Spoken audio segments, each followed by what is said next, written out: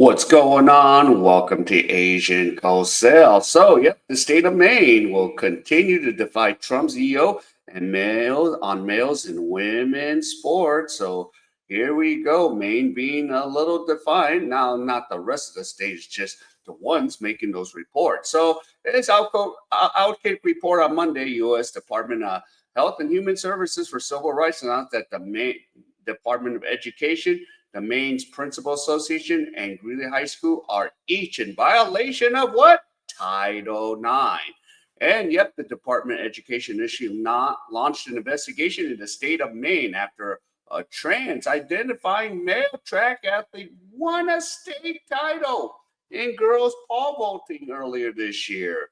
And yes, and based on the statement released by Maine's Principal Associate appears that they're going to ignore the ruling and continue to allow males to compete in girls and women's sports as long as those athletes declare that they identify as girls or women.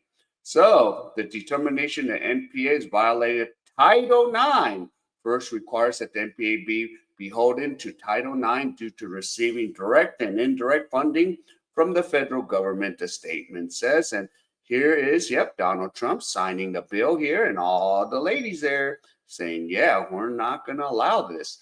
And of course, in short, a small portion of our funding comes from what? 151 member schools who receives the majority of their funding from local property taxes in the state. But the vast majority of the funds comes from ticket sales, sponsorship, streaming, television, and other contracts. Therefore, it is NPA's position that HHS does not have the Title IX jurisdiction over NPA. Okay, fine. And especially the Maine's Principal Association says it doesn't receive much federal funding and that does not have to comply with Title IX. Its a bold stance for the organization to openly state that it is not required and not choosing to follow a law that helps protect women and girls in education.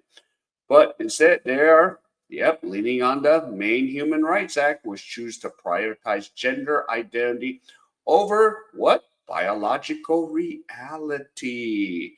So these violations due to NPR's policy, which is a direct result of the Maine's Human Rights Act, mandates that athletes be allowed to participate on teams which rely on their gender identity, but NPA's policy is consistent with Maine state law, the statement said. And now let's talk about California. For everyone thinks California is the most radical left-wing state, well, Maine is surely trying to stake its claim to that title to add a state law that ignores biology and tells everyone that they can be whatever gender they want, whenever they want, is pretty insane. But here we are in 2025, and it's crazy. I mean, only in the U.S. we're having this discussion about transgender males into women's sports.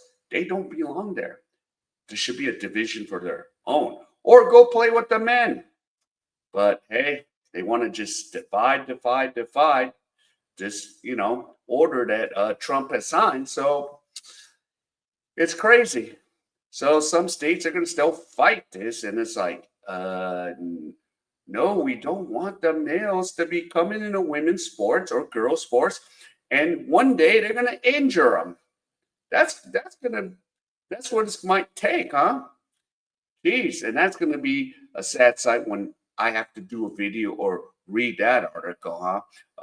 Transgender male comes into a women's sports and injures a girl, and then the girl ends up dying. That's what, is that what it's going to take? Well, we'll see.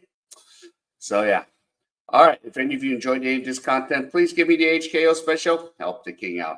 Hit the like, subscribe, and comment. And then wherever you are, stay safe, and I'll see you in my next video.